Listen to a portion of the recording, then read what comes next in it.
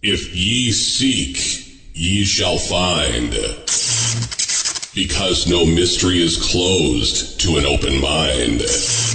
We keep you up to date so you can decide your own fate. Welcome to Maxim Axiom Radio.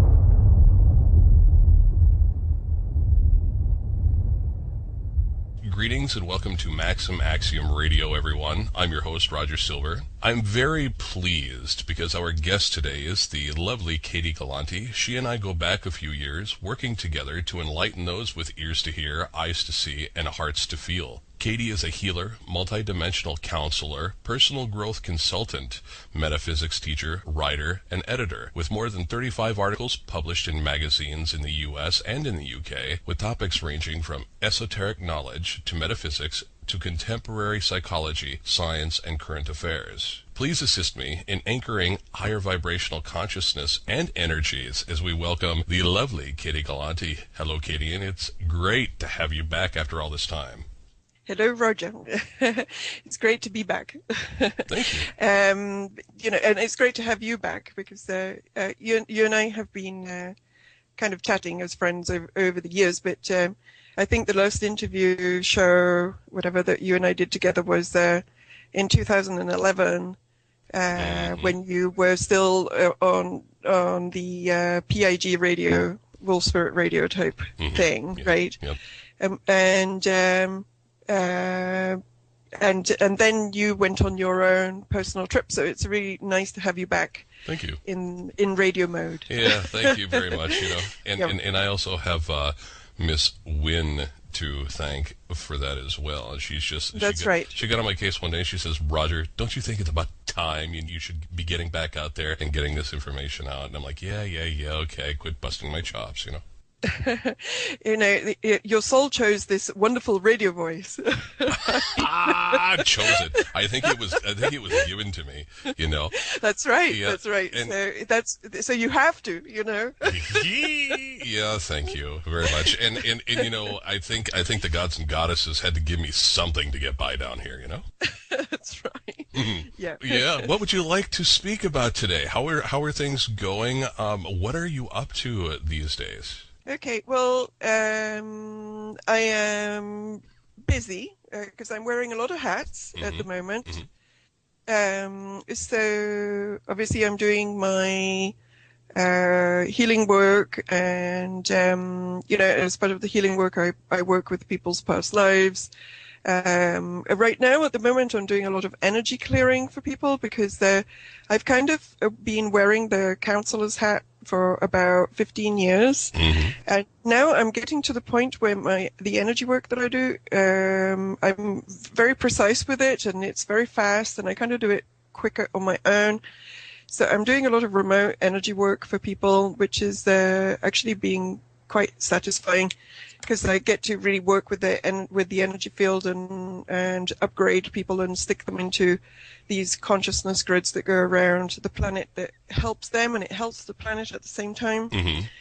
And another thing that I've been doing in terms of the healing work, I help people to get their businesses clear, right? Which means that I go and have a look at the energy setup that they have, money consciousness, all of this kind of stuff, and I help to clear that out so that whatever they're doing can expand. Okay, and that's kind of fun. So these are new things that I'm doing that I wasn't doing before, but I'm also still doing the past life work and karma clearing. And basically, the overall intent of what I do on a personal one-to-one level with people is I work mostly with people that are kind of activated and kind of like ground crew, starseed type people, right? So my overall intent is to get them to embody their full potential and to get their missions done, right? Very good, yeah, because, some of us down here are, kind of getting sick of being out here on our own and, putting our slave to the grind, as it were, day in, day out? We need some of the new guard to show up, Absolutely, and we are the new guard, right? Like we are the new guard, and in general, on this planet, we have a group of souls, several groups of souls that have been incarnating here since the end of World War II, and then in the 60s, and so on, right? And each generation that comes in is slightly different because obviously they are landing in a place that has more awakened energy, so there's potential for clearer, higher vibrating souls to come in. But basically, all of this is like there's groups of souls that have been coming in to get a job done, and the job that they're trying to get done is to help this planet and humanity to go to the next vibrational level, and to shake off this dark force that has actually been on this planet for thousands and thousands of years, so that we can take advantage of the galactic solar field opening that is happening at the moment, and that has been happening for several years. That is like a doorway that allows for a shift of consciousness and energy of this whole solar system. Actually, it's not just about the Earth, it's about the solar system as a whole. And so there is this opportunity that lasts about 60 years, right? It's a whole process, and it has a peak, but it's a whole big process.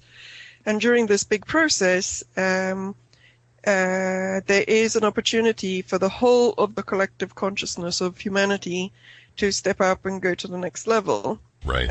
However, it can step up towards the light, or it can step up towards dark. It can either go to the next level of light, or it can go to the next level of dark.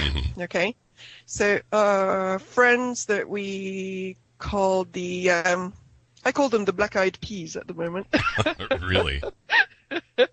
Black eyes, Illuminati. Right. Ah, yes. So anyway, the friends from the dark side, right? They're working really hard to make this place as dark as possible, right? They're doing their best, aren't they? They're very good at it. They're very skilled. And we are working to do the exact same, but on the other polarity, right? Yep. And I don't know exactly what audience I'm talking to here, but I've just explained very briefly that when we enter into this phase of the doorway, that is basically, the universe is made of matter, and it's made of energy, but it's also made of consciousness. Right. And there are cycles within the universe, within the galaxy, within the solar system, and even Earth cycles, in which there are shifts in energy and shifts in consciousness. Every 26,000 years or so, we have an opening that has to do with a galactic cycle. Okay. And within this galactic cycle, when we have this opening, there's this potential for this shift. Okay. It's a physical shift. In fact, a lot of people are having physical symptoms from it because everything is shifting, not just the consciousness. The physicality is shifting as well. Okay. And historically on this planet, okay, so the ultimate goal is that when this happens, it's a little bit like the boiling point in water. Yep. So when you're boiling water, there's a point at which the water starts to evaporate. It goes into the next phase. Okay.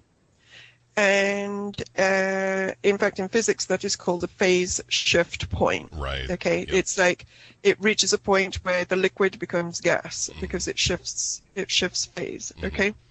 So we're going through the same thing here. We're kind of in the boiling zone, right? And we have the opportunity to shift phase and go into this other level of consciousness. Right. And as we do so, as I say, it can go either way, to the light or to the dark. Okay? Mm-hmm. So, when we are in these points, okay, these shift phase points, I call this doorway the node, because it's almost like the node at a train station. Right. Okay? Mm-hmm. Where you have different tracks that you can go on. Okay. And these different tracks are what a lot of people refer to as timelines. Okay? Mm-hmm. And so when you are on the node, you can go on one timeline or another. But once the timeline is set, then you're on that timeline, and you're on that timeline for many more thousands of years. Yeah. Okay? Mm-hmm. So what is happening now is that we're still on the open node. We're in the doorway. And this is the point at which we get to choose the timeline. And I mean now, meaning the past 10, 20 years, and probably another 5 years from here still. Okay? Okay. And people get very fixated on dates like December 21st, 2012. And there is some kind of significance to that, in the sense that definitely we are in the node right now, okay? Yeah, yep. But it's not quite as clean cut as this day or that day, okay? Right, precisely. And you know what? Yeah. Just really quickly here, I would like to interject with my interview with Mary Rodwell earlier this morning. She was saying that these souls that are coming in right now, being incarnated, she's hearing this from a 4.5-year-old girl, as a matter of fact. She drew this picture with like a ship or something, if I remember correctly, but she drew this beautiful blue planet and everything, and Mary's like, oh, that is beautiful. What is that? Where is that? She says. The little 4.5-year-old girl says, that's the new planet Earth. I can't say much about it right now because it's a secret. Mary was totally blown away by that, and she's been told by a couple of other children, all being very young, mind you, that we are in a time right now from 2012 till 2017 or thereabouts where this shift is occurring. There is a shift occurring, and they're talking about the event. Now, this event, they can't really speak about either, because it's also under close guard by those in the know, if you will. Quite frankly, I don't know if anyone truly knows exactly what's going to take place, but in a roundabout way, we do. And we talked about the things at length that might end up crossing over into this show as well, to assist in what you are talking about, such as these nodes and the timelines and everything else. As far as timelines go, trust me when I say that I'm kind of versed in a few of them.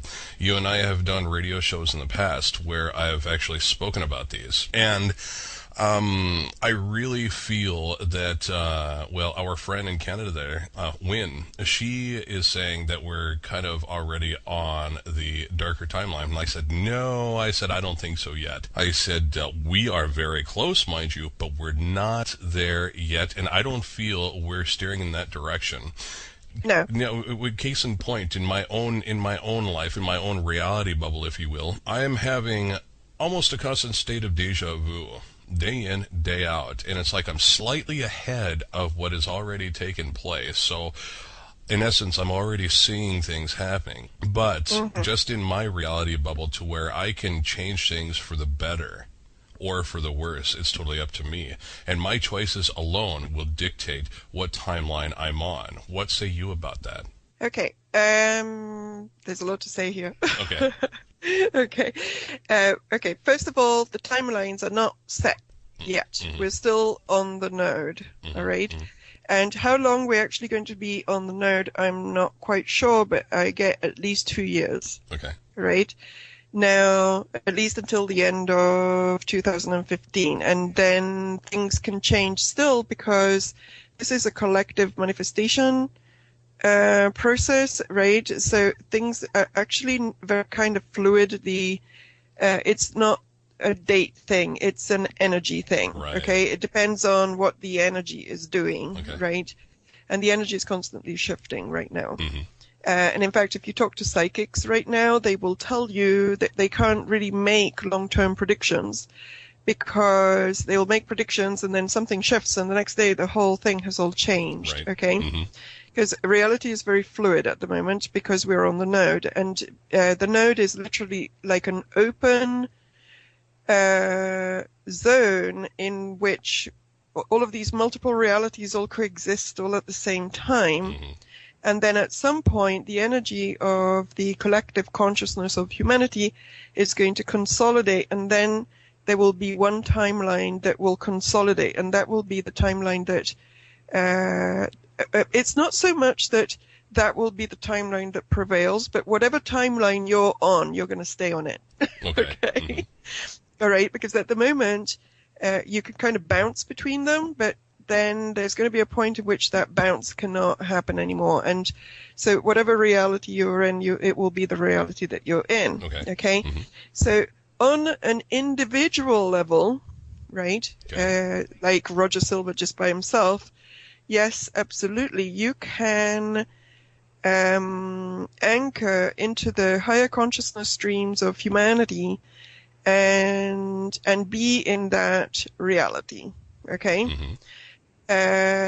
Now, a lot of people right now, I'm going to explain something about the consciousness streams, okay? Please, because that is a different thing from the timeline still. Please do, yeah.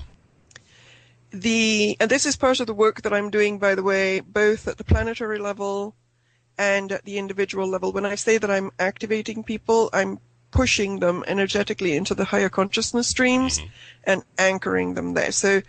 And I'm doing that so that the people have this experience and it helps them, but it's also for the planet because we need as many people as possible in the higher consciousness streams. Okay, so the planet Earth is a planet. It's physical and it has its own Earth grids and all of that kind of stuff, right? Yep. It also has humanity that lives on it, right? Mm-hmm. And humanity has its own consciousness. Mm-hmm. It has its own group consciousness. And then within that, there are also individual streams of consciousness. Okay? Yep.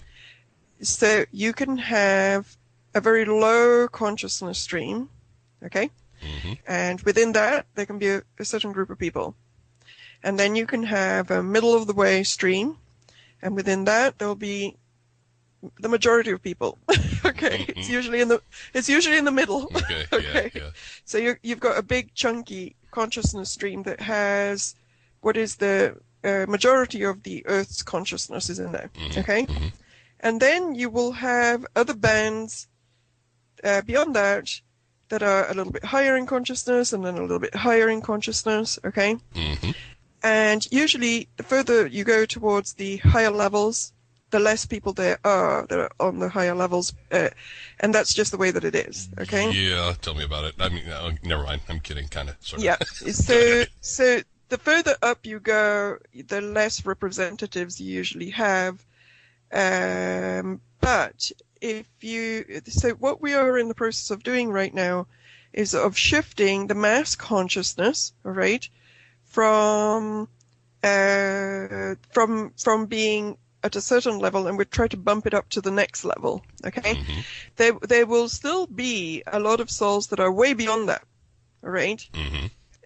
Like for example, some can hold 12th dimensional consciousness. Right, they're way beyond the collective. Mm-hmm. But those people that are way beyond the collective are pulling the middle streams up.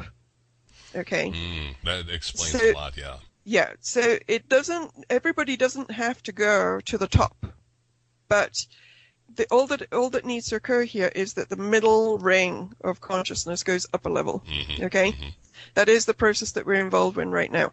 But to achieve that, you need souls that have a really high consciousness that can activate and trigger and make changes and change structures and spread information and do this and do that, so that the middle ring can absorb all of that and go up a level. Okay. All right. Mm-hmm. Now, the people that are here as volunteers, because that's what we're doing, we're volunteers from usually from higher dimensions of consciousness. Mm-hmm. Some people remember past lives in other in other places, right? Yeah. You know, that are not here. Yep. Like, I'm not even going to mention them because people that know this know where they come from. Okay. Mm-hmm. And the other ones won't understand. So whatever. So but basically their job is, because people get frustrated, right? I deal with the top tier people all the time because that's my mission, is to help them, right? Mm-hmm. So, and people get very frustrated because the earth plane is so dense and this and that and the other. But it's important to understand that the purpose here is not to get everybody to rise right to the top. They just have to rise. Mm-hmm. Okay? And as far as that is concerned, for the earth plane to go into the positive timeline that we want it to go in, right? What needs to happen is that middle tier goes up one level, okay, and goes up that one level in a fairly stable way. Then individually, other people can go to higher levels and they can create an even higher reality for themselves within that timeline, okay? Mm-hmm. And what the New World Order-y people are doing, the dark side, right, is that they are instead trying to take that middle ring of consciousness to the next level, but in the dark polarity. Mm-hmm. Which means that this whole world is going to become like a super controlled, locked down, brainwashed, satanically orientated big cult. Yep. Okay. Yep. That's kind of what they want with with a worker bee force underneath, but there's a lot of people that are going to sign up in their vision. They want people almost to sign up voluntarily to be dark. Do you know what I mean? Yeah. Which is why they're spreading so much stuff with the music industry and the movies, and they're training people to be dark orientated. Mm-hmm. Okay, that's what they're trying to do. And so what we're trying to do the exact opposite. We're trying to, first of all, expose that so that people are not fooled and that they don't get sucked into all of that. Mm-hmm. Which I think we have been doing now for several years, and that is going quite well, right? Yes, it is. Yeah, because now a lot of people understand about what is going on. They may not understand every single level of it. They may not understand the deepest, darkest side of the rabbit hole, but they do understand a lot. Okay. Yeah, there's a lot coming out and coming to light. We are, in my humble opinion, we are a part of the apocalypse now, the great unveiling, are we not? Absolutely. And, I know that I've been working at this. You have been working at this. There's been a lot of people that have been working hard with that unveiling, right, over years. And I think that we have been quite good at doing that. We've been quite successful in spreading a lot of good information, right? Yeah. That is, so information-wise, I think we've been quite successful. Mm-hmm. Okay. Now, the action phase is something that I am not seeing yet, and that I think needs to come at some point. And by action phase, I mean, so you've exposed everything, but if nothing changes, then what does that mean? Do you know what I mean? Yep. Like, there has to be a point in which we start seeding this new reality. Yep. And in which we start saying, okay, so the society is obviously all manipulated. It is a big, dark Truman Show, right? Yeah. And, it's all one big lie, and it has a purpose that is not really serving people and their higher selves. Mm-hmm. So what do we create instead? Do you know what I mean? So what are we going to create here? Because obviously this doesn't work. And just saying that it doesn't work and it's a big manipulation, it's great that we understand that, but we also have to go to the next level, that is to create the next piece. And maybe we won't get to do that until the timelines are consolidated. I don't know. Right, but in the times in between, this is what I'm working on myself. And I'm out there damned near every day preaching self-responsibility and for people to wake up to their innate power within as being a sentient being and quit handing that sentient power that makes them uniquely them individually over to some other asset that has no clue about their lives or how they live. They hand their power over to others who have dark agendas for them that couldn't give a wink about who these people are individually. These individuals are all looked upon as useless cattle. There is a great culling at the same time taking place on this planet. It's all congealing and happening at once right now down here. But I still feel that there are going to be many souls. It is a battle for souls, definitely. I totally feel that wholeheartedly. But people need to take self-responsibility. That's the next step. They're coming to this information and going, all right, great, what the hell do we do? We're only one person, we can't do much. Excuse me. Yeah, look at the work that many people are doing on their own, individually, but collectively with others, such as myself, yourself, John Storm, Mary Rodwell. There's a guy by the name of Tom Lesher. He's coming at it from an astrological point of view. There are many people out there coming at this and tackling it from different angles, all to get to one point. And right now, I feel it's for people to come into their beingness, their wholeness, their centeredness as a unique individual power, and come together with those of like minds and like hearts to start bringing this energy down so we can start rocketing up. But at the same time, at what point do those of us down here doing the work actually know when it's time for us to finally get out of here and let someone else take over, the younger bucks, if you will? Good question. Mm-hmm. Okay, first of all, I think that's an important thing to address because I think this process is taking much longer than we thought it was going to take. Uh-huh. So, literally, I think that the node has been extended by several years. By whose authority, or is it just because of the collective consciousness that's dragging it out? It's because of the collective consciousness, and it's also because, although there's a lot of people out there that say that everything is going to hell in a handbasket, we actually are in a tie with the dark side. Okay. Yeah. So, when Wynne, and by the way, I want to say, I really respect Wynne as a precog, yes, okay? Yes. Mm-hmm. So what I'm about to say is not in contradiction with her. It's just complimenting, okay? Mm-hmm. That on the node, reality is very fluid, okay? So you look at the timelines one day, you see the dark is in charge. You look at the timelines a week later, the light is in charge. Mm-hmm. All right. This is because we are actually really close to, we're kind of in a tie energetically. Okay. Mm-hmm. And what seems to be happening right now is that the light goes a step ahead and then the dark does something and then we tie, and then they do something and they go a step ahead and then we do something and we tie. Okay. Right. Mm-hmm. But it's really, really close. Okay. And so as a result of that, I don't know who made the decision, but there are, and I know I'm going to lose some people by saying this because there's a lot of people out there right now that do not believe in anything multidimensional, higher dimensional, because they think everything that is from another plane is from the dark side. And that's, yes. I want to address that because that's been disinformation that has been put out by some people. There's literally some teachers out there that are knowingly or unknowingly working for the dark side, right? They may not even realize that they're doing that.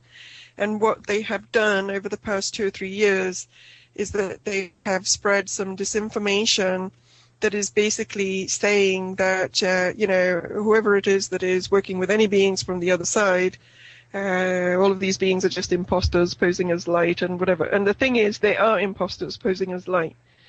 But they are also beings that are generally light. Okay? Mm-hmm. So, what is needed is discernment. You have to be very discerning about who you're working with and who you're talking to in other dimensions. But there are other dimensions of reality. They overlap with this one, right?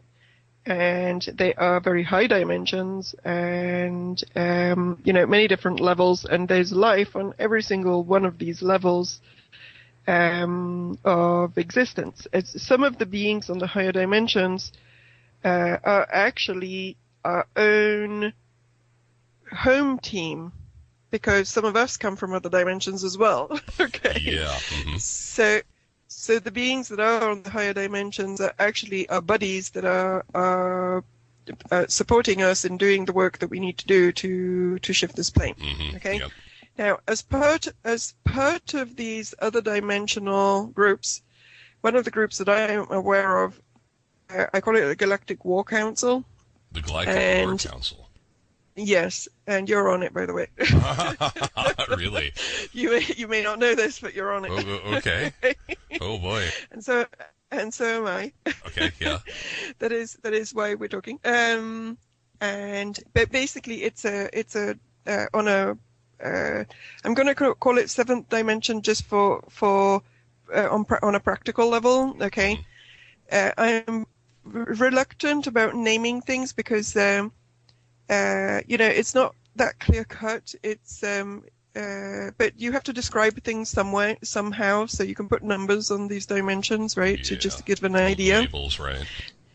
Exactly. But every time you label something of this kind, you lose a piece. Okay, so I'm just going to say that. Okay. But let's say that there are 7D. Okay, so there are councils at that level that have their job is basically to make sure that the darkness that is on this plane does not spread throughout the galaxy.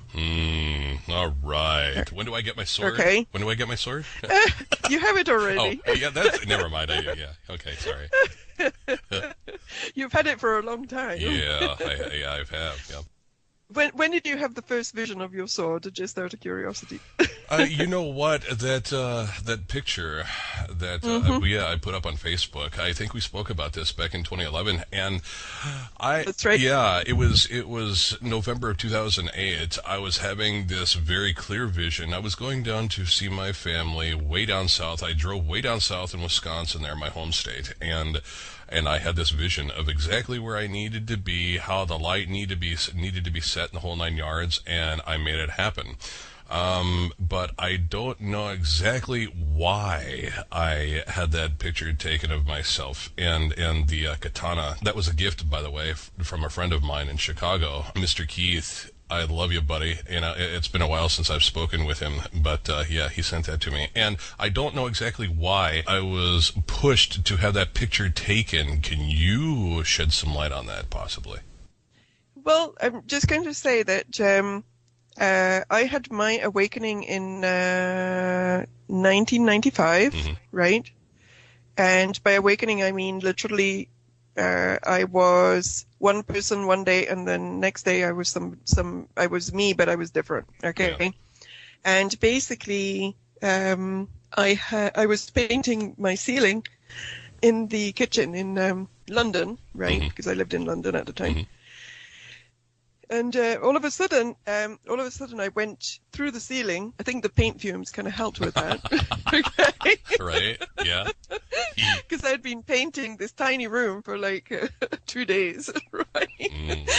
So anyway, and I was also listening to a tape that somebody had sent me that was about the many dimensions of reality, and it was a totally foreign concept to me at the time. But somebody had sent me this in the mail. So I was listening to it, right? And it was going on a loop about the many dimensions of reality. And I was breathing in all these paint fumes. They weren't leaded, right? They weren't leaded. Okay.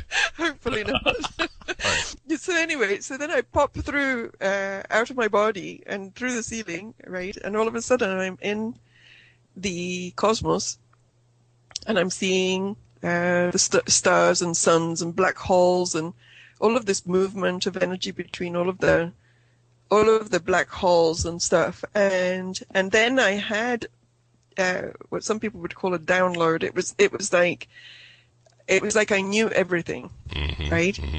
And then I came back into my body, and I was at the top of a ladder with a paint roller in my hand, right?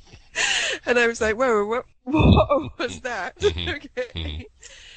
And very soon after that, I had a lot of, very quickly, I had a lot of experiences that happened from that moment. Literally the next day, I connected with the first set of guides that I started working with. And then I fell off a motorbike. I was a passenger in a motorbike, and I fell off and I had a near-death experience with a life review as I was landing. This was like 2 days later, okay? And then I had another experience where all of this, I ended up in a place where they were doing some toning, and while we were doing this toning, which again was something I had not been exposed to before, I was a complete novice with anything metaphysical. And I started seeing clairvoyantly chakras, the energy structures inside the body and all of this kind of stuff. It's like somebody threw this big switch on. Do you know what I mean? And all of a sudden, my perception of things was completely expanded and really different. I'm talking to beings that are on the other side. And I'm like, okay, so what's going on here? And as part of that, and this is the reason for which I'm telling you the story, right? Because as part of that, I had a kind of inner journey shamanic type thing, right, that went on, in which I found myself on top of an eagle, right? Yeah. Obviously in astral space, in astral type space. Yeah. And on top of this eagle, then I ended up flying in the middle of the sun, right? And when I was in the middle of the sun, I was given a sword, right? Okay. And this sword was crystalline. It was light, but it was crystalline. It was made of crystal, and it had a very particular shape, and it kind of looked like the sword that you have in your picture. And I became kind of obsessed with it for a little bit. I tried to get jeweler to make me this sword, right? Which it did not work. They made me the sword, it looked horrible, and then I had to give it away to somebody. So I did not manage to get my sword to come into the physical plane. But there was something about that experience that was meaningful to me, and I didn't understand it. I didn't really understand why it was meaningful. But years later, I looked back at it, and I was like, well, of course, because I am a warrior soul, right? And, warrior souls, we associate the word warrior with the bloodshed of war and the nastiness of war. But from a soul perspective, the warrior soul is not about that, but it's about honesty, integrity, honor, and liberation. Precisely. Right? Where you are, there is the need for the sacred defender, right? There isn't always a need for a sacred defender, and both you and I know that when the job is done, we'll be very happy to put the sword down, right? Oh yeah. Because it's tiring to do this. I mean, it takes a lot of energy to hold a strong field for people. It takes a lot of energy to be in realities that are dense and need shifting. It's not a piece of cake, right? No, not at all. Yeah, and the frontliners are all very tired. The frontliners are the people that have been doing this for quite a long time, that have the contract of actually, the soul contract of actually shifting the majority of this energy, because there's a group of us that are literally here to break up this dark energy on this plane and to break it down, okay? And we're preparing the ground for the other souls that are going to come in and seed the new world. But you cannot seed the new world unless the ground is ready. Precisely. And now, we have those souls coming in, Katie. They're coming in, and I spoke with Maria about this at length this morning.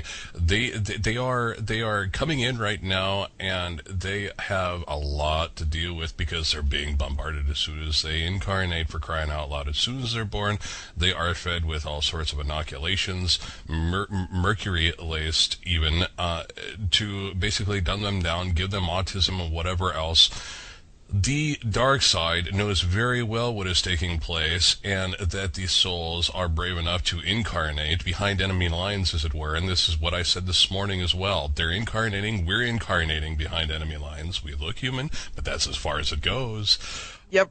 Yeah, that's as far as it goes. But we're incarnating behind enemy lines to bring this information out to people. Now, I have friends and family who are a part of my Facebook page, and I feel that they're just like, holy crap, Raj, what the hell are you posting today? You know? But the thing is I don't care. I don't care anymore. I'm past the point of caring. I'm past the point of trying to impress people for superfluous purposes. That's done. We need folks to start stepping up to the plate as well. And the thing I'm happy about is that by the time I'm ready to get into a retirement home, well, provided I'm going to have to go to one, at least there are going to be some caring souls here on the planet to assist and to take care of those who have been down here busting their asses on the front line, as it were, you know? But I'm really hoping that we actually get to see this change before our time here is up, because, you know, even Mary said this morning that she would be very perturbed if she came down here and it was all for naught. Why the hell would she do that? She said, you know, I wouldn't. So I'm she's very hopeful. I'm very hopeful that we are manifesting what needs to be manifested here to take the spirit of Gaia right on up with us, you know. Yes. Now, let's comment on that too, because there's stuff in there that's interesting. Okay. Mm-hmm. Now, these times of shift for the planet, and the planet and the consciousness kind of go the same in this. You know, the planet and the human consciousness are actually two separate things, right? So, because the planet is one thing and it has its own consciousness, and then there's humanity and it has its own consciousness. Okay. Humanity being a group consciousness that is stewardship, in theory, for this planet. It was meant to be that humanity was the stewardship consciousness for the planet Earth. Mm-hmm.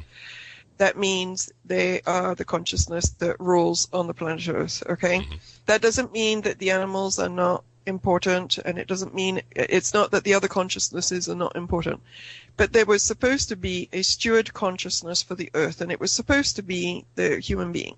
And I mean the human being that was seated here hundreds of thousands of years ago by high consciousness beings that kind of brought it here, okay? Mm-hmm. Yeah.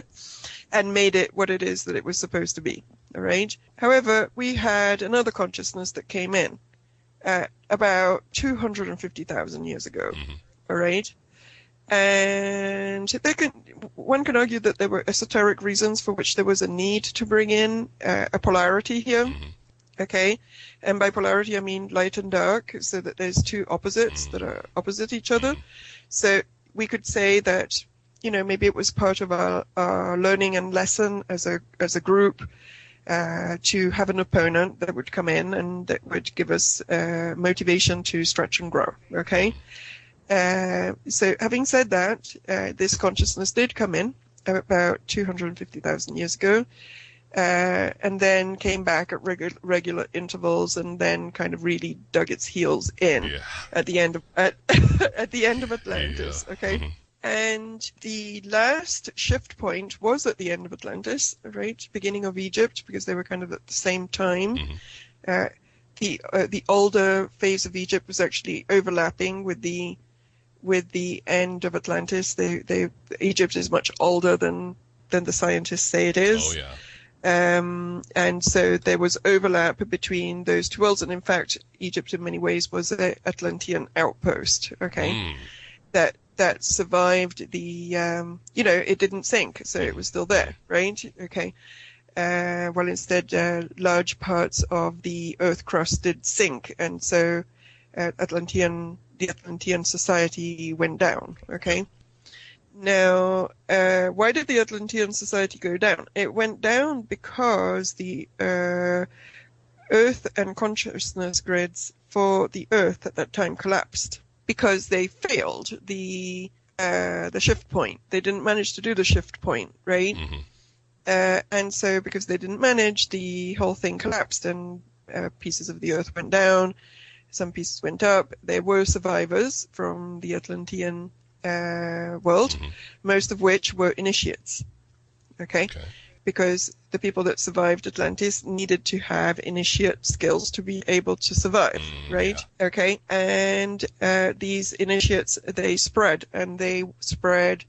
to various places that didn't sink, like Egypt. Yep. Okay, and then the new cycle started. Now, it just so happens that, there's a long story here that I don't really want to go into because I want to write about it at some point in some detail, Okay, right? But just in a nutshell, the dark prevailed, right? Mm-hmm. The dark prevailed, and what we now see, when the Illuminati are always referring back to Egypt and they're showing Egyptian symbolism all over everything, they're referring to the Egyptian dark initiates that were really the foundational point of the dark new world. We already live in a dark new world. It's been here for thousands of years. Yep. Okay? Yep. Like, it's not that we are in danger of becoming dark. This world is already dark. Yes, it is. All right? We lost that battle on the last cycle, all right? On the last, and I say we because I don't know if you were there, but I was, and I remember it very clearly, right? Mm-hmm. And I actually remember very clearly the entry point of the dark consciousness when it actually came in, because I was alive in an incarnation at that time, Okay. right? Mm-hmm. And through the years, my past life memory has opened up. It didn't open up all in one go, but it opened up through various experiences that I had, kind of opened up my past life memory. And I think I was supposed to have that opened up so that I could remember what happened because I was there. Okay. Yeah. Yep. I feel you. So it was meant to go that way, and then part of my job is to then write about it and talk about it so that it gets out there. But the deal is these shift points, they can be failed. It's not that it's a given that we're all going to go to the next level. And in fact, in my work with people that are, when I do the one-to-one work with people that are like us, that are kind of like ground crew or whatever you want to call them, like worker souls for the big project, right, and so on. Sometimes there's quite a lot of work to do around the trauma that some of these souls suffered in the past lives when things went south, right? Mm-hmm. Because a lot of souls got really traumatized around that time because, they had high hopes, and obviously those high hopes got dashed. Mm-hmm. But also they often got tortured and killed. Because when the dark side took over, it kind of wiped everybody out that was left, that was against them, right? And so, and especially this happened in the end of Atlantis, beginning of Egypt. There was literally, a takeover, a big hostile takeover from the dark side. Mm-hmm. And that then seeded this particular cycle that, as I say, has been a dark cycle. All right. So now we are at the shift point again. Everybody that was there before at prior shift points that didn't work is here they're here from the dark side and from the light side. Okay, from both. A lot of the people that are dark and prominent as politicians, for example, they were here before. Okay, like it's almost as if we're reenacting a lot of the same players are here. We're reenacting a lot of the same things. Even the whole thing about GMOs and genetic modification and cloning and all of those kind of things. These are all things that happened during the Atlantean last phases. Okay. And were part of what created the collapse of that world. So they're kind of like revisiting some of that stuff as well. Okay. And now we are at this point, and we are at the point now where, as I say, everybody's back, but also there's new souls, there's other souls that have come in. It's almost like reinforcements. This time we're really going to do it. So we're going to bring in even more people. We're going to do this even more than we were before. Okay. And the idea really truly is at this point that in general, in the extended plan for this reality, okay, which includes also other galactic consciousnesses, the plan is that this time Earth and humanity need to go to the next level. And the reason for which everybody's so hell-bent that it has to happen is not just because it's time, because the Earth plane has been stuck in fairly dense zones for quite a long time now, but it's also because if that does not occur, the darkness that is here will spread. And then in the future, there's going to be big problems for the galactic consciousness reality as a whole. Right. Okay. And can I interject here really quick, because that, yes. Thank you, that darkness, in my humble opinion, is already spreading, and it's called corporations run by the dark politicians, the politicians in general. Anyone having to do with corporatism, corpocracy, any of it, they have already started this, and they began it decades ago, excuse me. They've already colonized Mars, so they've already started with this offshoot of humans going to Mars, recolonizing it, and whatnot. They are also they're exploring not only this planetary system. Many have said that they're not allowed to leave the solar system. I wholly believe that's bunk, straight up, because we've had the technologies to take E.T. home, as it were, as Bob Dean was told by someone else. We've had this technology for at least 4 decades, maybe even longer than that. So that process has already begun, and in my humble opinion, what they're doing right now is creating this offshoot of the human race, human society, as it were. They are in turn destroying this planet and the people left upon her, and taking all the technologies with them. That's what's happening right now, in my humble opinion. But I still feel they're going to go off and do their thing. This planet and her peoples are going to survive. And hopefully it's not an eternal chain of crap. We get up to a certain point, it falls back. We get up to a certain point, it falls back. Because quite frankly, I'm sick of coming here and doing this kind of thing and trying to wake people up. I'm just done with it. This is going to be my last time, come hell or high water. Yeah, and it's so for me too. I was actually told that I didn't want to come here this time, right? And that it was like, okay, are you serious? You want me to go back to that place again? Yeah. Right?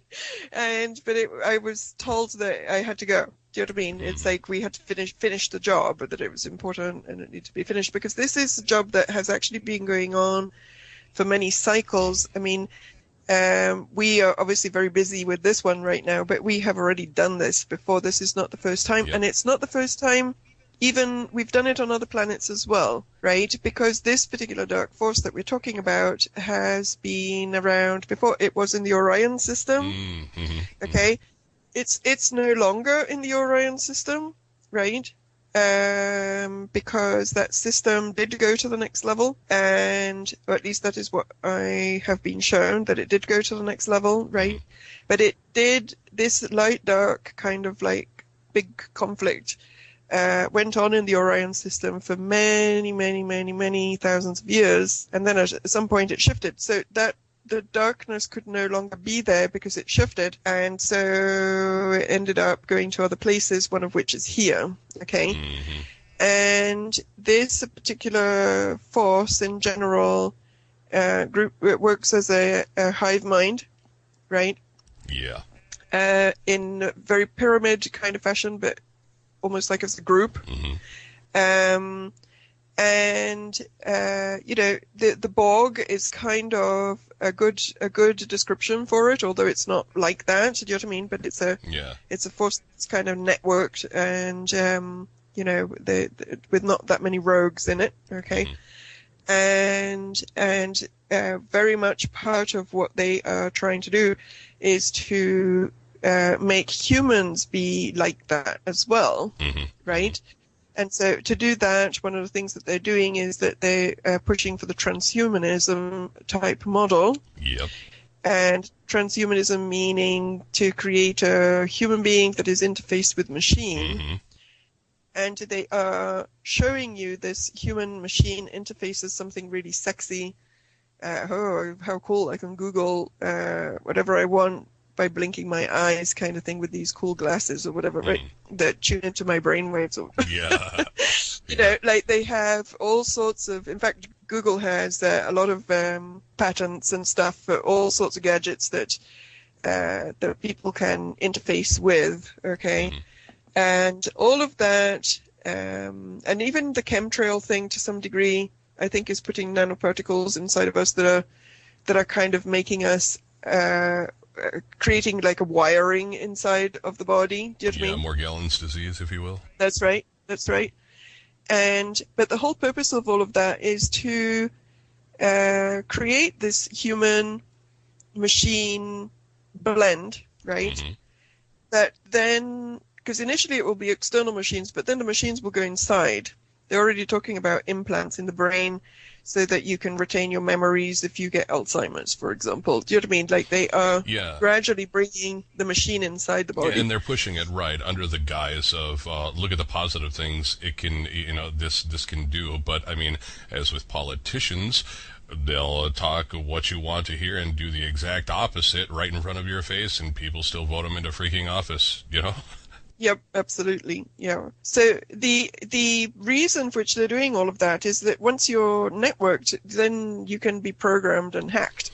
Right, precisely. But what about the human soul? I shouldn't say the human soul, just the soul, the life force and essence. Can it override any and all of that technology? I feel it can, because it is natural rather than created by man or some other. I think it can up to a point. Okay. I think there comes a point that, if you are completely, because the human body was actually designed to house the soul, mm-hmm. right?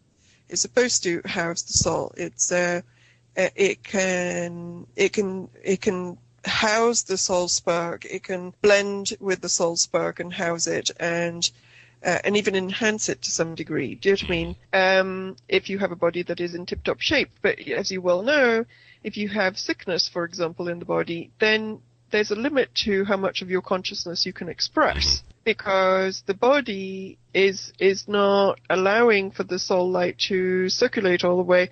It's not allowing for you to express it all the way because you're sick or fatigued, or there are things that are not working properly that can make your brain foggy, do you know what I mean, or whatever. So it becomes hard to do that. That is one of the reasons for which the dark opposition is trying to make us all toxic, pollute our bodies and pollute our brains, and give us psychotropic medication and diagnose everybody with autism and ADD and depression and all of these things. It's because when they do that, they can interfere. They can give people substances that interfere with the natural expression of the body, that then can interferes with the full grounding of the soul consciousness into the body. Mm-hmm.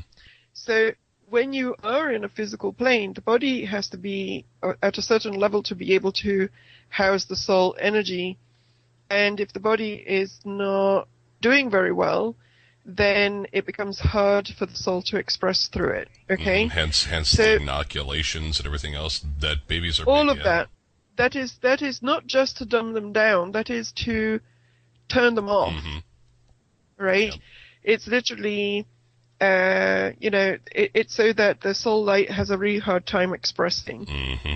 And you will find that even with people like myself that are healers and planetary healers. I do a lot of planetary work that I may want to talk about in a minute. Yes.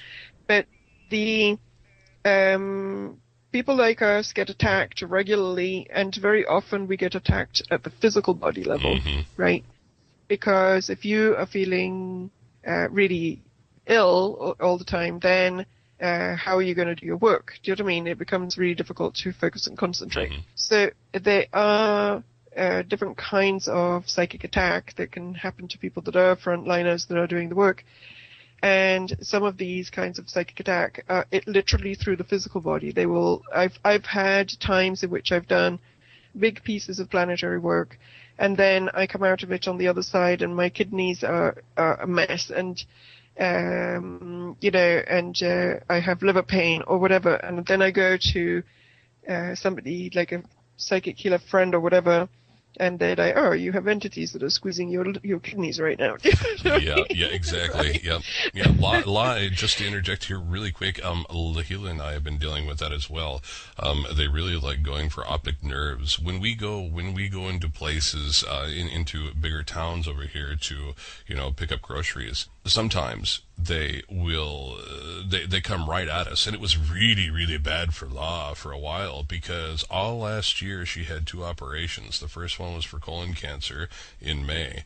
The second operation was for, other things, and it really took its toll on her. But while she was trying to heal, these things would attack her and bombard her, and I would have to get rid of them off of her, and just love them away, and I'm like, well, if you're going to stay, you're going to do so on our terms, not yours. Well, they didn't like that, so they would just and go right out of her. But, they would come in and attach, and they've done this to me as well, to my optic nerves and things of that sort, and just squeeze the living hell out of it, and in other places also. But I think this has trained La and I very, very well in getting rid of these things. And we do have our guides' assistants, by the way, because I was just kind of pinged by one of them. And they're like, hey, we're here too, and it's like, well, yeah, so... But we do have the assistants there. But, they really like to attack during slumber, when we're sleeping, when the body is at the most vulnerable. Absolutely. They do that, and often I found, even when I'm about to speak on the radio, I've had a few shows where I've had massive migraines, literally 5-10 minutes before starting a show. And I can feel it. I feel that I have to work through this constriction, right? Mm-hmm. To be able to say what it is that I need to say or want to say. And I do it anyway. I did a show once in which I had a migraine for 2 hours and I felt sick all the way through it, but I did it, right? And then once I was on the other side of it, then it was like, okay, fine, now let's have a look at what was going on there, because... Mm-hmm. Do you know what I mean? Yeah. How are you feeling now, by the way? I'm feeling fine because I've got massive protection right Good. now. And the protection came in about 40 minutes before we actually started talking. So, but there were times in which I didn't really think that I had to do that to that degree. Do you know what I mean? Because I don't particularly see myself as somebody that has that relevant things to say that is worth the trouble. Do you know what I mean? Well, you but do, obviously... Well, obviously they think so, so now I've wised up, right? Yeah, right, yeah. Like, are you serious? You're attacking me? I mean, come on. Mm-hmm. Right? But I had to learn to step up a little bit. Do you know what I mean? To step up to the plate, right? And so, that's kind of part of the job, but that's one of the reasons for which you and I have a sword. It's because, and it's one of the reasons for which there are souls that have come here to do this job of dismantling, actually some of the toughest souls, okay? Mm-hmm. The ones that are coming next to do the seeding and the rebuilding, in some ways, they have I'm not going to say that they have an easier job, because everybody's job is just as big as and important. Mm-hmm. But they have a different job. They have the job of bringing in the new energy and the new thought forms and the new structures for the new earth, right? So they're literally like the seeders and builders of the new earth. Well, instead, and we are the ones that have come in to literally face off with the dark side and tear down the structures, okay? And as such, we have to, slightly tougher souls, with ones that have come with the ability to withstand very strong opposition, okay? And just get the job done and do it anyway, right? And so if you have a look at the people in our group and generation, you will find that there's a lot of kind of like fairly charged personalities, right? And part of it is because they're all warriors, do you know what I mean? And it's okay for them to be that like that. That's what they're supposed to be like, right? But they're not. This whole idea from the New Age that the high consciousness souls are all sweetness, love, pink, and light. Fluffy rabbits, right? Yeah, there are some that are like that because they're supposed to hold the love field, right? and so there's a part of our group that are that way, but there's also ones that are kind of rough around the edges and battle axes. Do you know what I mean? And they're part of the group too. Mm-hmm. And in fact, at this particular stage, that's a very that's the group of souls that is most active right now, right? Because it's needed. That's what is needed, right? If they I don't mind going around and beheading a few physically either. So just so you know. Yep. I see your Viking lives. I see them. I think you had fun during those. You know what? I feel I do, because when I'm watching, say, the Vikings, and I'm just like, I go to bed going, all amped up, and I'm just like, oh, and in-laws like, calm down, honey. And I'm like, yeah, I know. But it just brings up old soul memories for me, Yep. Yeah, there was something about the Vikings that was, I don't know a lot of the story, but I see people's past lives, not always, but when it's needed, I see them. Mm-hmm. And I often see people that have Viking past lives that are actually now in this group, right? Yeah. So there must have been something about the Viking consciousness that was positive in some way. Do you know what I mean? That served a purpose. Right. Can I tell you a little story just really quick as an offshoot here, and we can get back onto the main track here? Yep. Okay, thank you.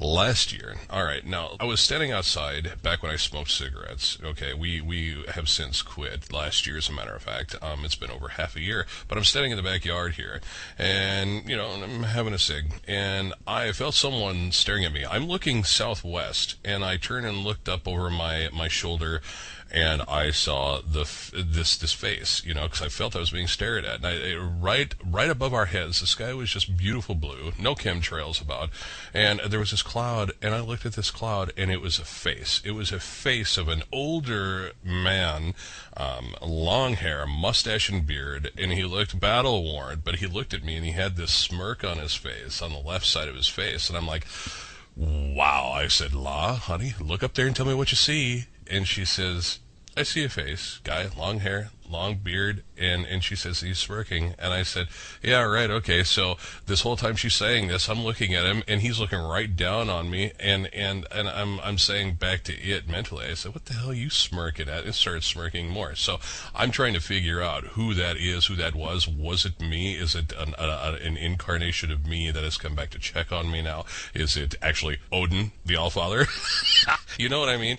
We've had some really magical stuff happen here. Beautiful things have happened since I've come back, all right? And I've always known that America itself was not home for me, but I really feel more connected over here than I have ever in my entire life back in America. Yeah, that's very interesting, because you probably have most of your Earth incarnations in kind of like a more European kind of zone, like Northern European, right? Yep. Yeah. But you needed the download of America. You needed to be in America so that you could experience, because in some ways America, and I'm sorry to say this, and I love the United States, so, but, it's kind of like the stronghold of the empire is here. Yeah, it is. Right? Yeah, through the city of London, of course, but yeah, that's another matter. Yeah, absolutely. Yeah, like I'm not saying that it's, because it's not being created here, but it's based here in many ways. And in many ways, the society that they are aiming to birth, like the dark earth that they want to birth, is being seeded here. Yeah, it is. Yeah, in the sense that okay, first of all, I think that they want to destroy the USA as it is known, and they've already pretty much managed to do so, and they're going to continue to do so. Yeah, they are. Right. However, the model that they are turning this into is being spread all around the world, and the idea is for the whole of the world to become the way that they want the United States to be. Okay? And to be specific about that, what they want is a society that has an extremely strong arm of the police, state. Okay, they want a brainwashed population that submits without realizing that they've lost their freedom. So they actually like it. They like their enslavement because they've been trained to like it. Okay. Yep. They want a dog-eat-dog society where survival of the fittest is the name of the game. So everybody wants to just get to the top of the pyramid, and to do so, they have to sell out various pieces of themselves. The corporate model fits very well with that.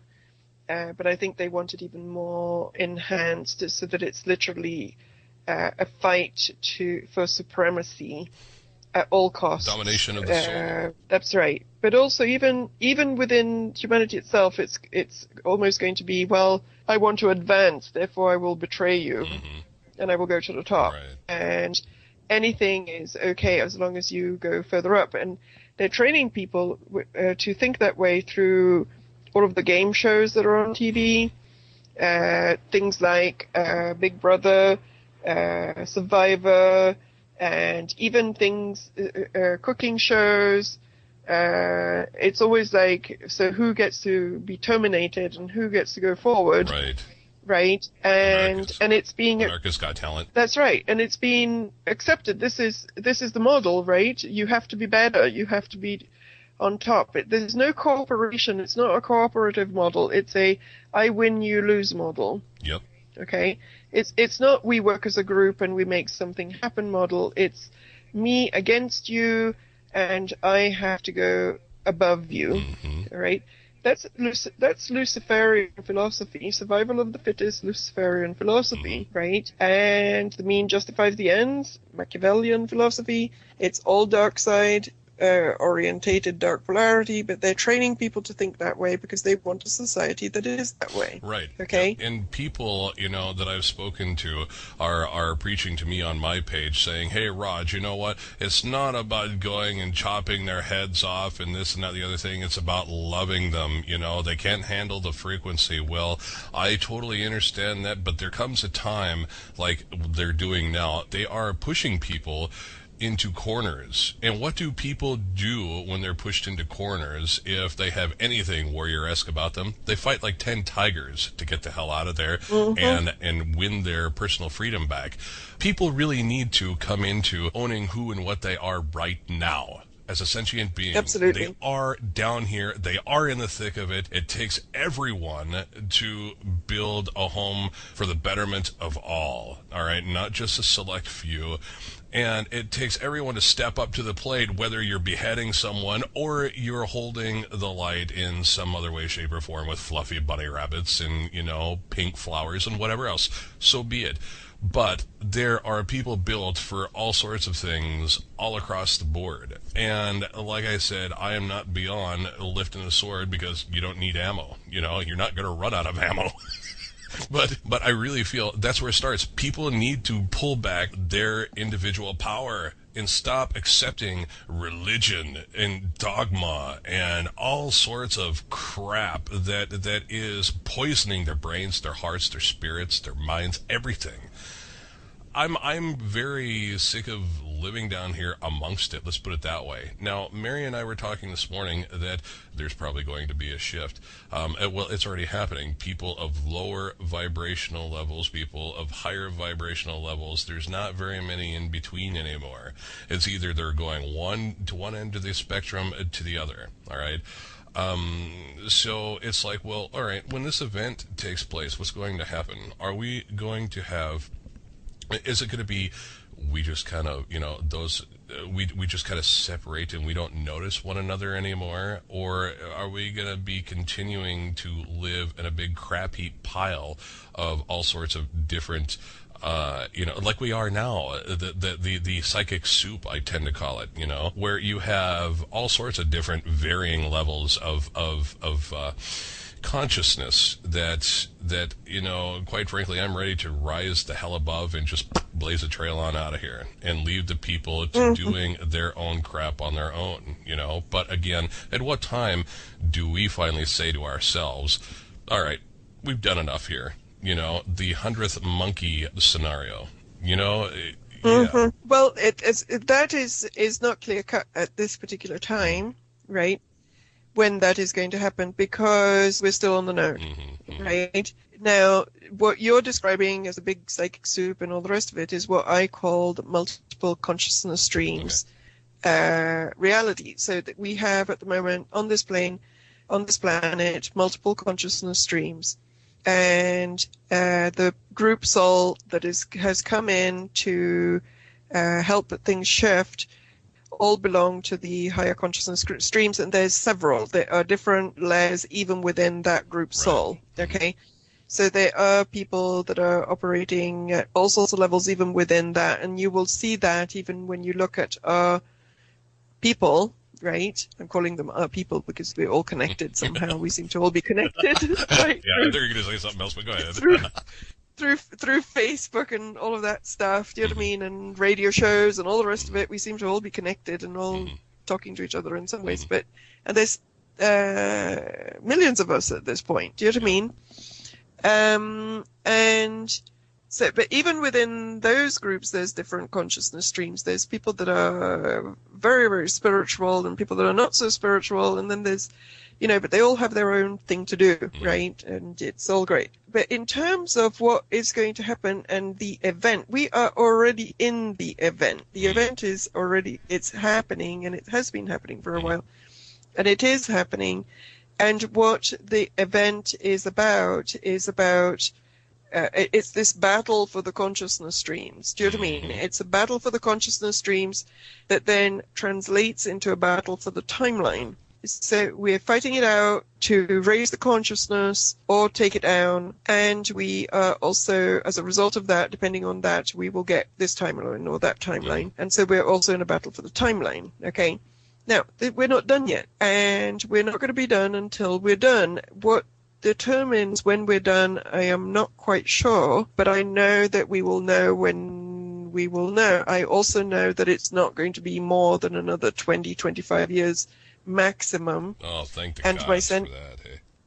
Yeah, and my sense is that it's actually going to be much sooner than that, but the overall process is not going to last much longer. Like, I can't see it going beyond another 20, 25 years. Me okay? Because at some point, this is a Gaussian curve. At some point, it will close. Do you know what I mean? But the reason for which a lot of us are tired and want to get the hell out of here, right? That is what I'm hearing you say on some level. Yep. It's worth addressing because it's common, okay? Is because this window has been lasting longer than we thought. B, although a lot of us are doing a good job, there's a lot of us that aren't. Yeah, okay? We have to pick up everybody else's slack. That's right. There's a lot of people that have been lost on the way that were supposed to do X, Y, Z, and they're sleeping and they didn't do X, Y, Z. Okay? And so let's talk about the people that are slacking just so that we can maybe wake a few of them up. Let's right? Please, yes. Go for it. if by any chance they're listening. Okay, great, yeah. Various detour disinformation programs and detouring programs have been set in place because the dark side of the force absolutely knew that this group of souls were coming. Yeah. All right? And in fact, with some of this, I had my first psychic attack when I was 8 years old, so they definitely knew that I was around. Do you know what I mean? I was going to say, yes, I was thinking about that, and I was 2, 3 years old. I was a toddler, so yeah. Yes. So, we're tagged, right? Yep. It's like, that's all. They gave us trouble in Egypt. We're to tag them really early on. Right? Let's make sure they don't wake up. Let's do everything that we can, throw them everything so that they can't do their job, right? Okay. This is very real, by the way. Yep. This a kind of thing. They literally have our soul signatures, and they know exactly who we are. Yep. They know it before we even know it. Okay. And this is not paranoia; it's the truth. It's I think they actually have the technology to see that kind of stuff. Okay, so some literally have not woken up, or they have been sucked into diversion type stuff. So one diversion thing is a certain version. I'm going to be very careful about how I use the words here, okay? Because I don't want to offend people, and I also don't want to be inaccurate, okay? So I'm going to say a certain version of the New Age, right? Because there's some good stuff within the New Age, but there's also some bad stuff within the New Age. And a very non-intervention, don't do anything, don't focus on anything, don't think about anything kind of version of the New Age, right?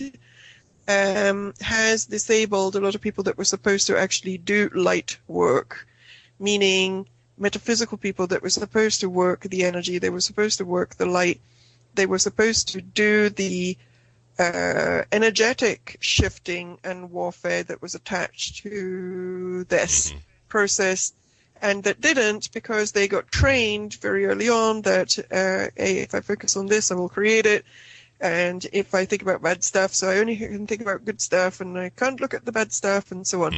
That neutralized a lot of people for quite a long time. Okay?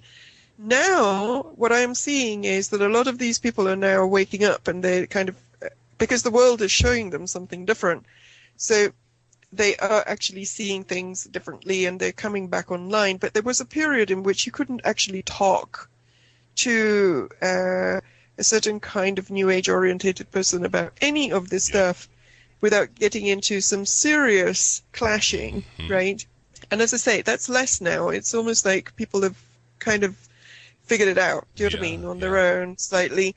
But there was a big chunk of almost 10 years in which you could not talk about this kind of stuff. And that was done on purpose. That was a whole bunch of belief systems that were inserted on purpose to divert people. Right, okay? and the number one thing I saw there with that is taking people and getting them to not look at their dark side, to leave it, and not to bother with it, and to basically just, be nothing but love and light. But unfortunately, it doesn't work that way, in my humble opinion. You have to own it. You have to own it all, the dark and the light, to become whole. Just the case in point that I use is, as an example, is the dark crystal, where the Skeksis and mystics, where they come together and they form a whole enlightened being. Yes, and also, if you have a dark side, right? Like we all have one, right? And by dark side, I'm not meaning, in this particular instance, I'm not meaning, like almost like a nighttime psychicness, okay? What I'm meaning is, literally, if there's some stuff that you're doing that is kind of selfish and not good and all the rest of it, that's your karma. You're supposed to shift that stuff. You're supposed to look at it, and you're supposed to shift it. You're supposed to say, okay, so what happened to me that made me this way? At what part in my childhood did I come to the belief that if I wanted something, I had to take it from somebody else, right? At what point in my past lives did I make agreements that were service to self-orientated that made me into this? It's not a judgment, but it's your karma to shift it. Part of moving into the higher consciousness streams is about owning your stuff and clearing it up. You have to clear it up. It's not about becoming love and light, but you have to clear it up, right?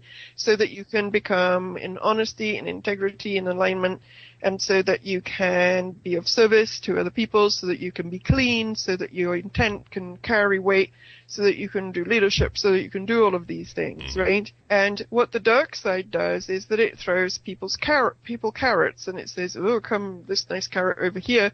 If you just give me a little bit of your integrity, a little bit of your soul, give me a little bit of your,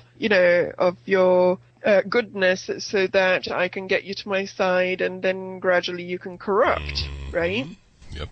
That's what the dark side does, and that is another one of the trappings of the where we've lost some people, in the sense that you can have some people that are really good at being really good healers or being really good, speakers or whatever, and before you know it, they are doing things for money, for fame, for, do you know what I mean, for recognition, for prestige. It's not always a money thing, right? But it becomes about the ego instead of about the mission, and once you've done that, you've lost your peace. Do you know what I mean? Yeah.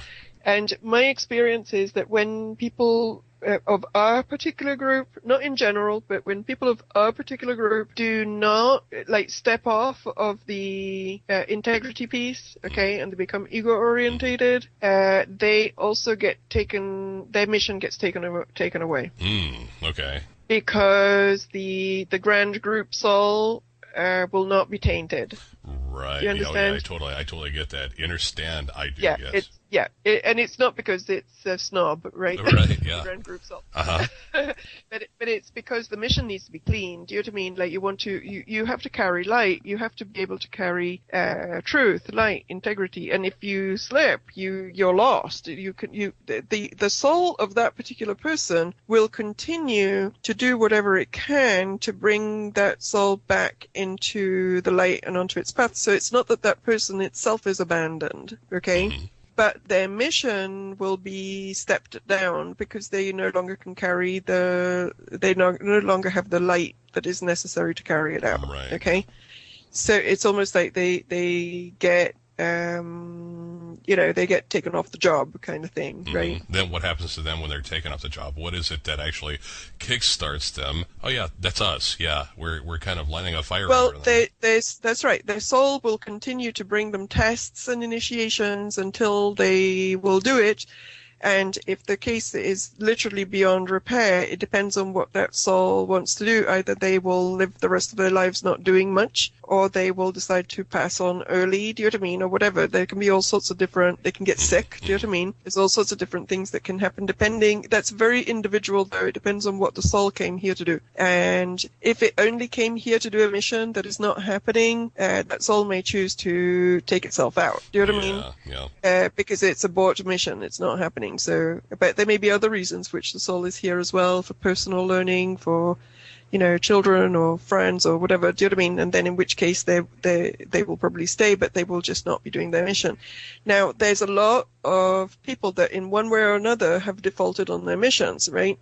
Yep. And guess what happens when that happens? Well, they come back. They have to keep repeating in another timeline somewhere, someplace. They do, absolutely, absolutely. That on the personal level, yes, they have to redo the whole thing in some other place, some other time. Now, what happens to the mission, though? Well, their mission, unfortunately, gets pushed onto us, and we have to pick up the slack. That's right, okay? Because the mission doesn't go away. Yeah. Okay. So if the mission is important and is needed, somebody else will pick it up, right? Then you have a case that is what is happening right now with not with everybody, obviously, but with some people. You have some people that I call the frontliners, that are the people that come hell or high water, which I liked that you put in the thingy today, because I think it's, because I think that's accurate description of the sentiment. Yeah. Thank you. But you have some souls that come hell or high water, they will do what needs to be done. And those kind of souls will often be the ones that will pick up the defaulted missions of everybody else, right? Yep. There comes a point, though, when you say, I'm not doing it anymore, That's right. Well, there comes a point where you can only pick up so much. But the mission is important, and so there are some souls that will pick up a lot of pieces, okay? And so then you have what I call soul fatigue. There's some people that literally have soul fatigue at this point because they've been working very hard for a very long time. However, I'm also going to say that these people that have soul fatigue, of which I at times have been one, right? Because I've been doing this for 20 years and many lifetimes, right? That we get massively blessed by the invisible friends on the other side. Massively blessed, okay?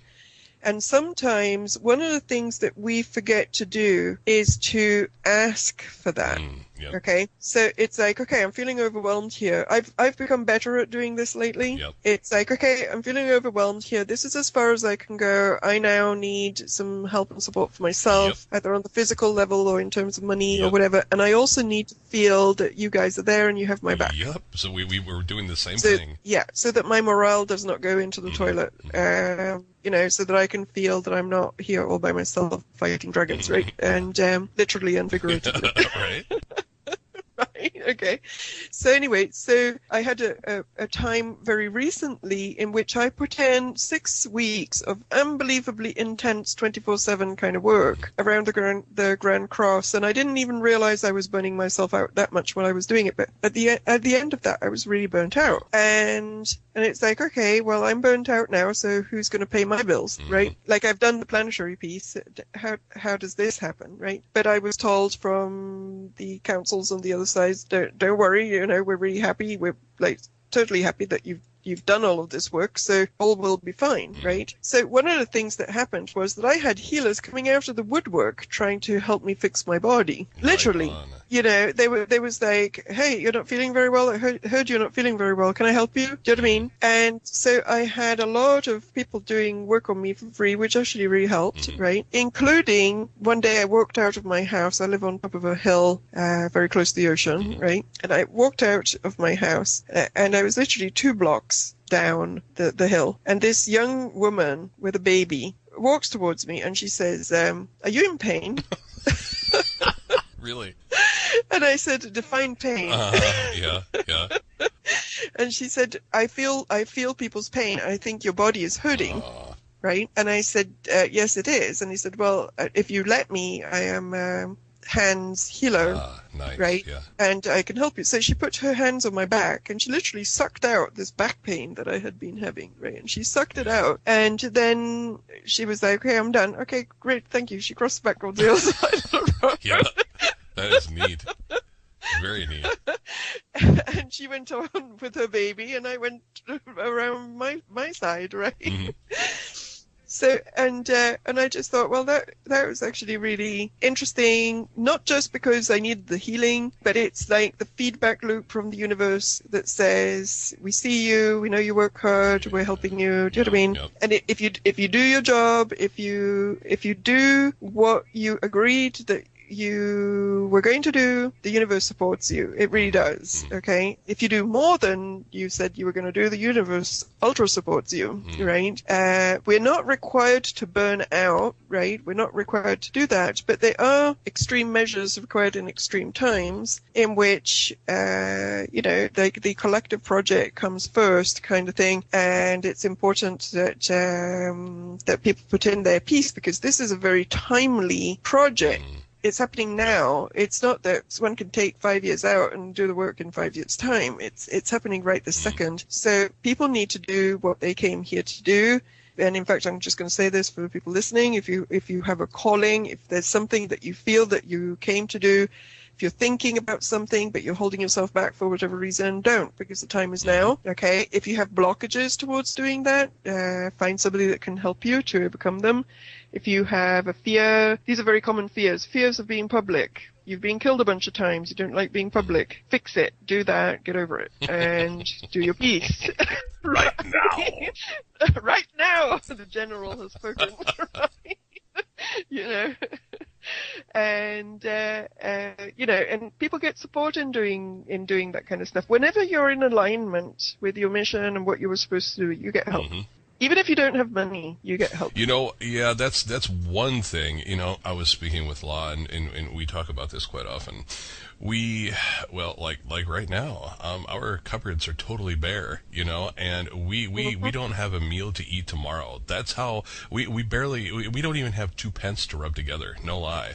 And it's like, well, we've done all right all the way up until, you know, we usually end up using up everything that we've created together, and we use it up, and then all of a sudden it's replenished again. But getting to those points where you use it all up and you're sitting around waiting, going, all right, universe, get off your duff and send some cashola our way. We need money to survive down here. You know, it's always struggling to survive instead of living to thrive. That makes a person battle weary as well. It's just like, God, you know, why aren't the floodgates opening a little more when it comes to that? You know?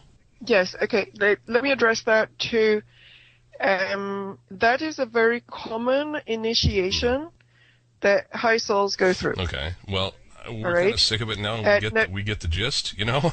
Well, you have to when you get that initiation all the way, it will go away. And I'm telling you, I had 3 years of that. Literally 3 years of, I have 3/4 in my pocket and it's noon. Okay. All right. Okay. So how is dinner going to come about? Okay. And in my case, I was also battling illness in the middle of that. Right. So it's like, okay, so how am I going to do it while I'm also not feeling well enough even to work, even if I wanted to? Right. And there were several occasions in which things such as one day I remember I went on a walk and I walked back. And on my landing, there were 4 bags of groceries. Aww. Right? And I was like, who bought these? You know, there was no note, there was nothing. Wow. Right? And so I went inside, and it was like Christmas. There was like cans of tomato sauce and soup and oil and butter. You know what I mean? Yeah.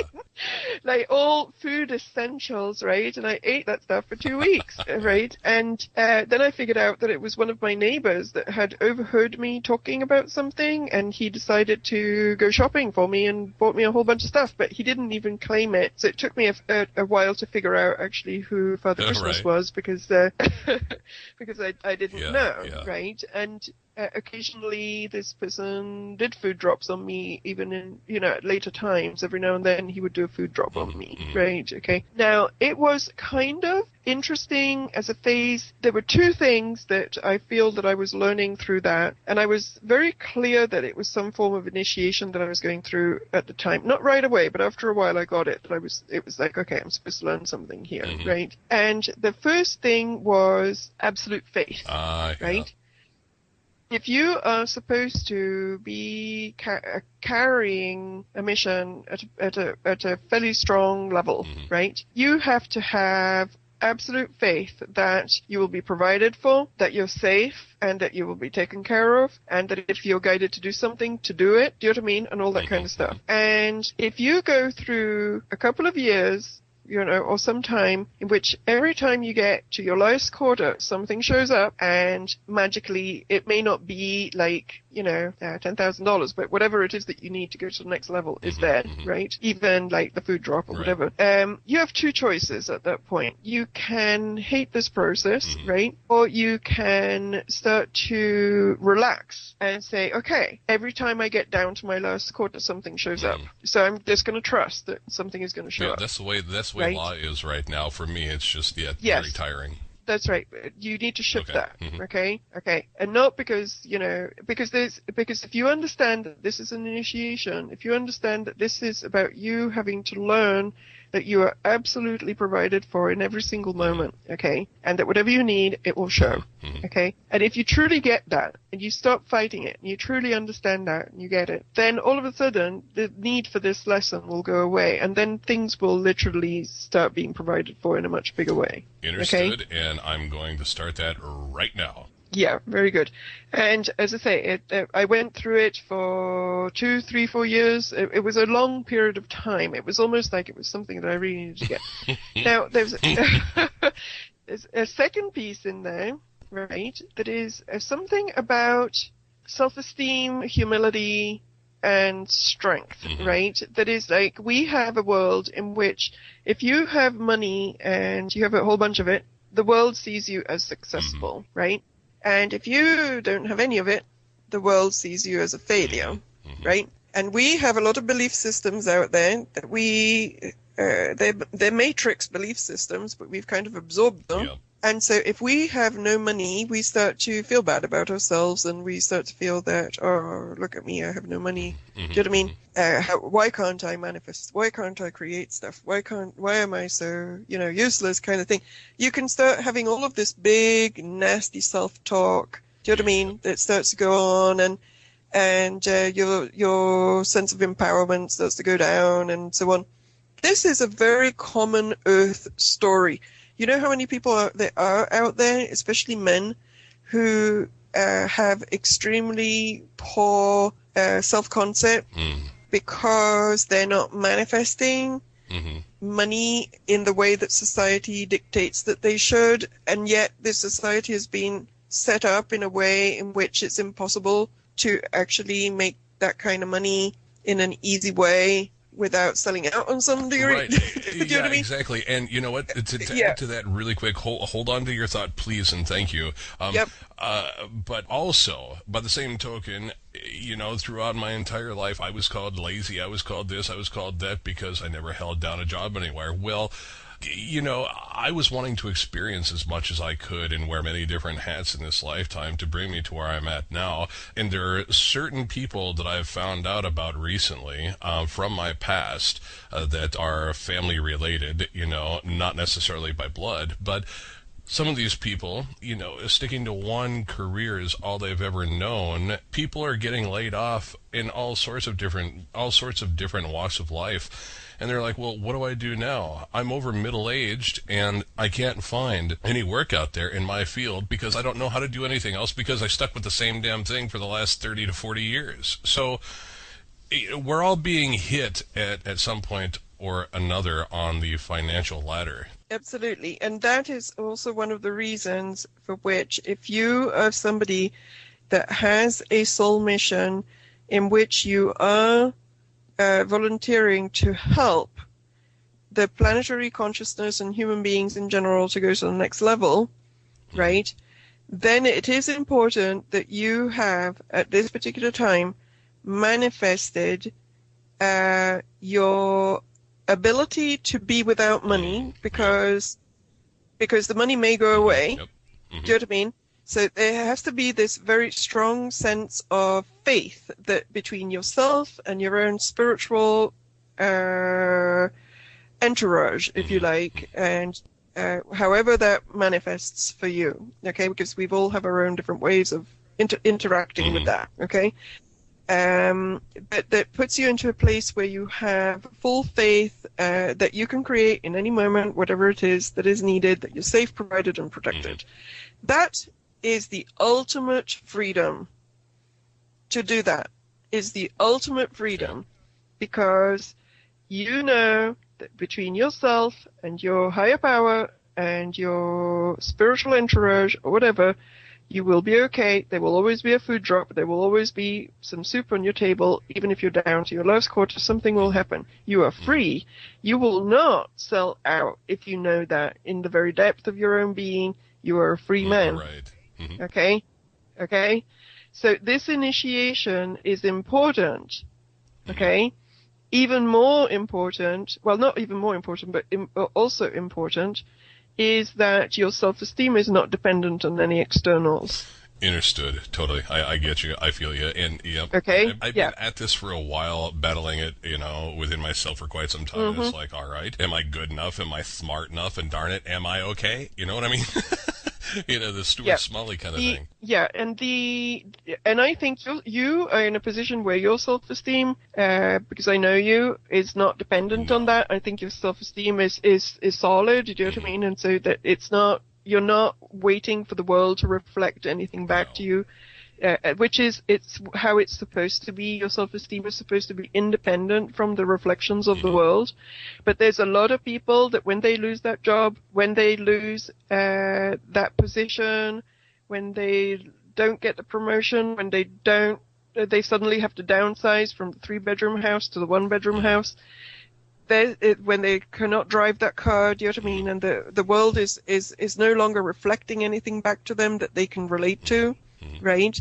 Their self-esteem starts to go down the toilet, right? And that is part of what the dark forces want. The dark forces want everybody's self-esteem to go down because then they cannot be their true selves, and then they don't fight, and then they go into depression and all of that kind of stuff. That is part of the reason for which they have been pulling the financial plug on the world. Do you think there's no money in this world? There's loads of money in this world, but they are creating artificial scarcity, and they're creating that because then they keep everybody stuck into their lower chakras, into fear survival mode, into depressed states, do you know what I mean, and very anxious. So all that they can think about is where's my next meal going to come from, and how come I'm a failure right now, and and so on and so on. That then impacts relationships, and their whole life starts to unravel, right?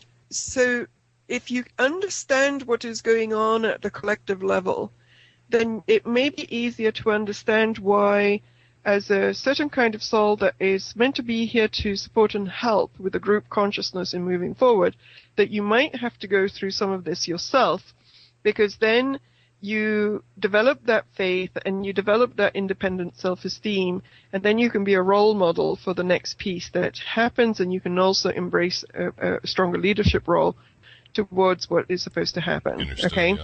Yeah. But to do that, you have to master it. And the piece that I'm hearing that you may be struggling with a little bit is that you are fighting it. Okay? It's like if you accept it, if you like really accept it, and it's like, okay, this is how it is. It will last as long as it needs to, but I get what I'm supposed to learn, and I accept it, and I surrender. Mm-hmm. Okay, you may find that you shift out of the initiation zone quicker. Good. Yeah. All right. Mm-hmm. Okay. Now, I'm also being told to tell you, and I don't know if it's okay to do it in this setting, but I'll do it because maybe other people are in similar situations. I'm just being shown here that if you shift the dial even just slightly, that there's a real abundance of money around that is just about to come in. Okay. Thank you. Yeah. Mm-hmm. And it's literally it's a dial shift. Okay. And by that I mean just literally it's one click away in terms of the maybe it's this acceptance piece. Do you know what I mean? That literally then will open other things that will come in.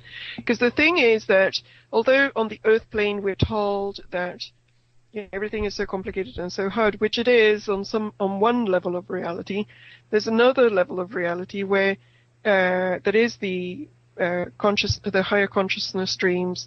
Because each consciousness stream has its own reality setup, and the higher the consciousness stream, the more fluid the reality actually is. Okay, and when you're in those zones, you can literally say, "Hey, I need 200 today," and 2 minutes later, somebody gives you 200. Do you know what I mean? And it can still be like on a need to kind of manifestation, but it does actually happen. Okay? So once you shift out of, this initiation patch that you're in, and you get to the higher place, then things literally can come into your life really, really fast. Right. This is why you and I needed to speak on one of the reasons, as far as my personal stuff, I guess. And but I appreciate this wholly because La and I have been working on this together, back and forth, bouncing ideas off one another, and you're just confirming what we've been talking about. So I appreciate that. Thank you from you. Thank you to you and to your guides for that. Yeah, thank you. Yes. So, but I've been through it myself. You know what I mean? Like, I'm not talking. I actually, at some point, I started writing a little booklet that then I didn't have time to write, and now I don't want to write it anymore. But,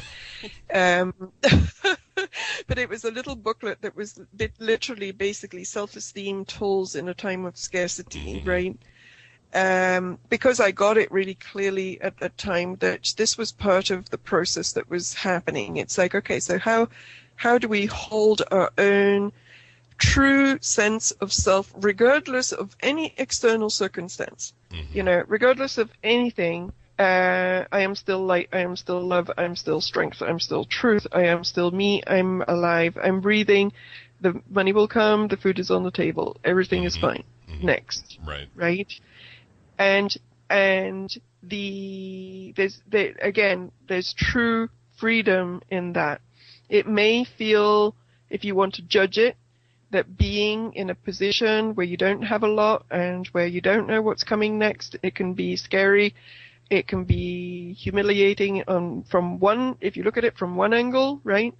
But if you look at it from another angle and you're okay with that and you can live with that and you know that you're going to be okay and you are okay over and over, that you are then truly free.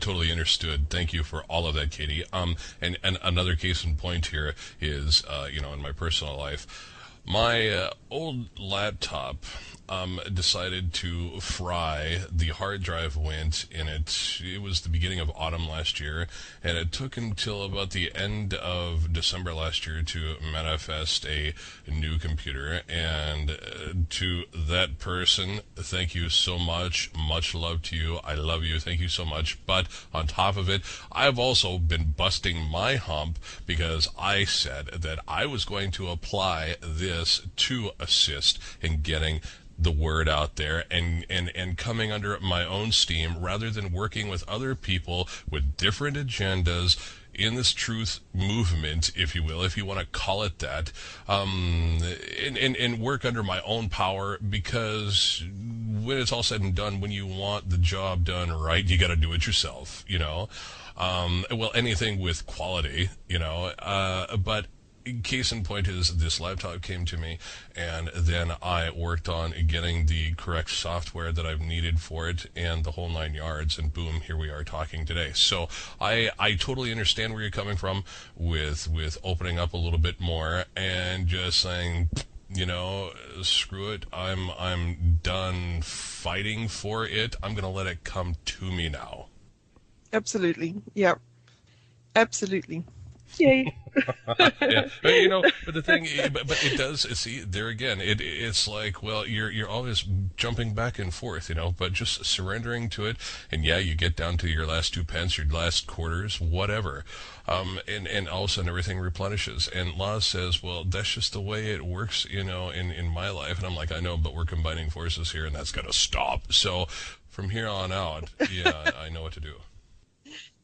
Yeah, very good. That's good. And I'm going to help you here. Do you have a donation button anywhere? Oh, really? Seriously? No, like in general, people are going to be listening to this. Do they? You know, do they... I will put the donation. Thank you for that. I will put the email address for donating at the bottom of the show. But I can give that to you right now. Yeah, if you would like, if you have a pen or if you're going to type it in or something. Yep. Well, you can give it to me later. But this is just generally, you know, people like us, we do this kind of work, right? And if it helps you, you can always send a donation. It always helps. Yeah, do you know what I mean? It's just me getting over the fact of asking, you know, having to ask for it, because when you ask for it, you're seen as a beggar, and people really turn off to that. I think that's a bunch of bunk, too. No, that has to go away, because you're giving free of your time, you're giving free of your expertise, you're giving free of your knowledge, and this is a group project, right? This is a group project that we all here, not individually. This is not because it's the Roger Sylver show or the Katie Gallanti show. It's a group project, and there's some people that have the skill and the time, and they go out and they do certain things, and that's their mission, right? And there's some people that are very good at creating money, and they spread it around, and that's their mission. Right. Precisely. Okay, or they inherited a whole bunch of it. Do you know what I mean?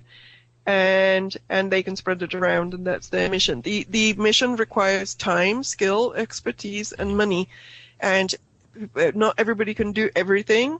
And everybody does their piece. So for some, their piece is to gift, and for some is to gift money, and for some it's to give time and knowledge and expertise, right?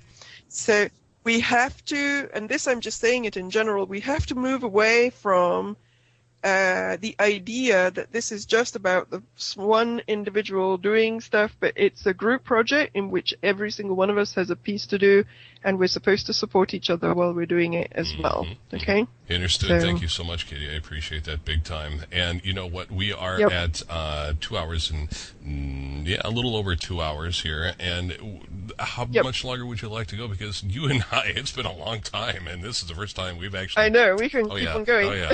Yep. Well, I do have to get on with my day soon, because I have a busy day today. Ours is over here. But that's right. So that's right. So, but you and I are going to talk again soon, Oh, yes. right? You know what? I was going to ask you if you would like to turn this into a series, if you will. And I'm getting yelled at big time. I'm being pinged right now. And they're like, yes, yeah, especially over on the right side. But would you like to would you like to possibly start this as a series, if you will? I'm doing this with John Storm as well. But, you're more than welcome. Anyone is more than welcome to come back and give updates as far as the work goes, what we're doing together, separately coming together, I would love that. Yeah, absolutely. And, and this time we've talked about what we talked about, and which I feel was all very good. And the next time maybe we can talk about the planetary energy type work, which I think people need to understand more about, and it will also make them more hopeful, because once they understand that piece, they may understand that there's more going on that meets the eye on many different levels, and so that our war for the timelines is actually, that we're in a good space with it. Understood. Okay. And with that, just to give you a little bit to chew on here, for the next time we do come together, and I do feel it's going to be soon as well, in my natal chart, my birth chart, I have an Earth Grand Trine, and in Mayan astrology, I am also seen as the blue planetary eagle. I'll let you chew on those for the next time. Oh, very interesting. Yeah, tell me about it, hey.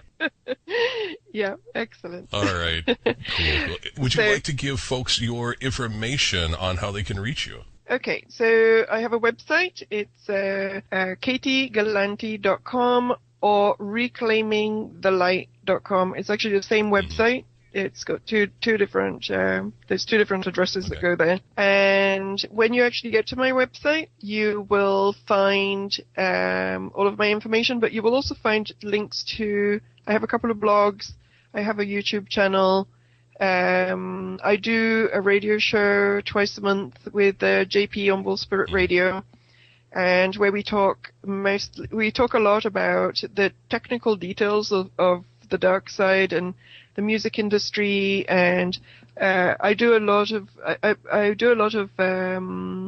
exorcism type work. So I have expertise in that, even at the planetary level.